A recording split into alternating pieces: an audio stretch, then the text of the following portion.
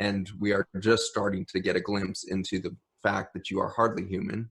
You are actually a consciousness that is organized around the perception of a physical body, which of course is a perception, since everything is atomic in structure. We're 99.97% vacuum space.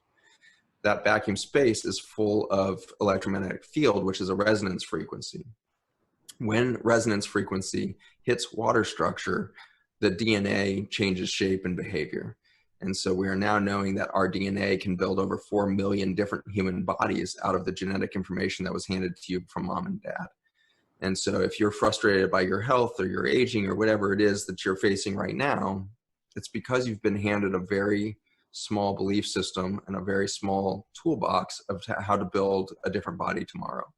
And we are coming to terms with the fact that we missed the boat of quantum physics that Einstein rolled out for the physical world. The medical world just ignored completely. If you talk to any doctor right now about energy medicine, they're going to treat you like you're some sort of quack, when in fact it has to be energy medicine, because we are built of energy. We are energetic beings.